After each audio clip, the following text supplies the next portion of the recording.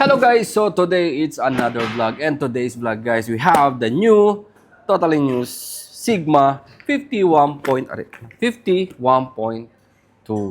Yes, it's the first Sigma 51.2 DG DN. So let's check the lens and let's try to take some sample photos using this lens. But first we'll unbox and check what inside the box of this new Sigma 50 f1.2 DGDN Art Series. Yan. And this is Sony mount. We have Sony mount, and also this is a 72mm filter thread. So without further ado guys, let's unbox this new Sigma 50mm 1.2. Yeah, so again, you have your warranty and manuals. Of course, you have a white box. I think this is a strap for the bag. This is the strap for the bag of the lens. Yun. And this is the lens. See? Sigma lens. No more Sigma logo. No, there's no Sigma logo, but you can strap. Again, 100% sure that you will not use this bag because you'll put this one on your camera bag. So this is the lens.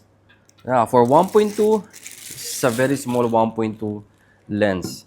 Most of 1.2 lens like 50 from Canon and Nikon, they have a very big diameter.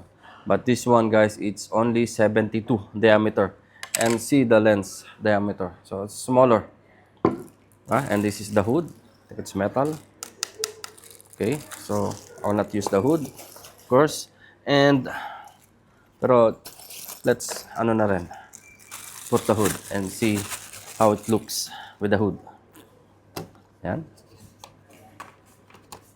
The hood is Sigma LH782-03.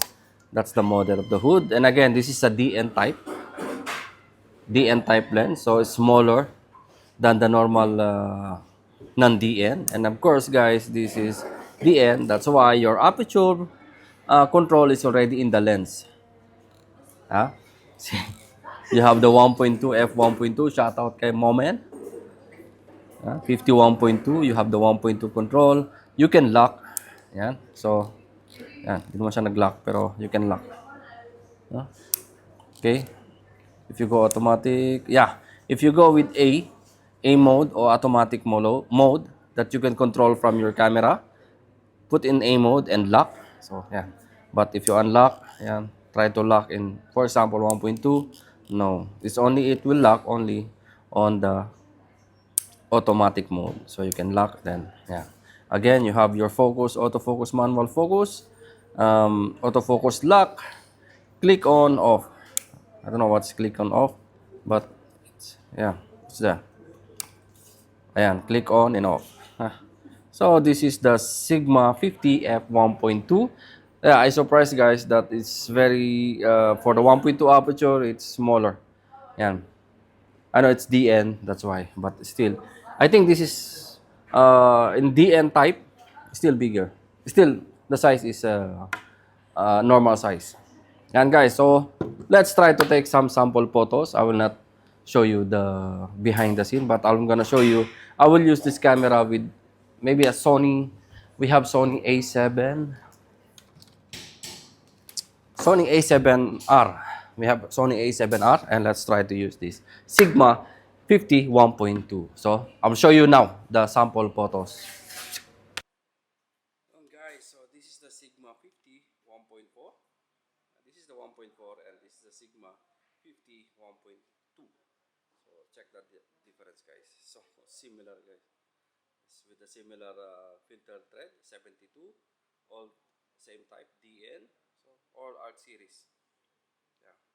1.2 is a little more bigger, but it's not noticeable. But again, this is the 1.2 and this is the 1.4.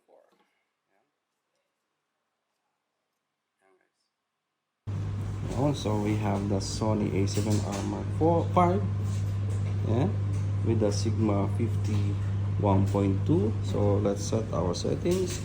One is to 125, f1.2, and ISO 100. So let's take some sample photos.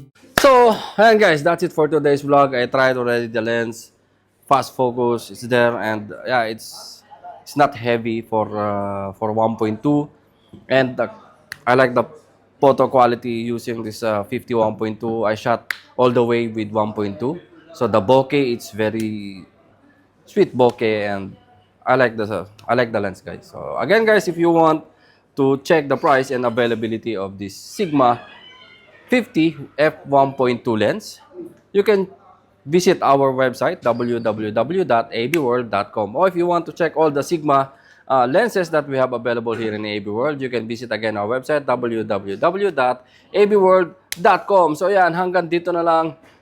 Shoutout kay Palaboy OFW. Yan. Si Monzen na nasa likod ng camera. And thank you.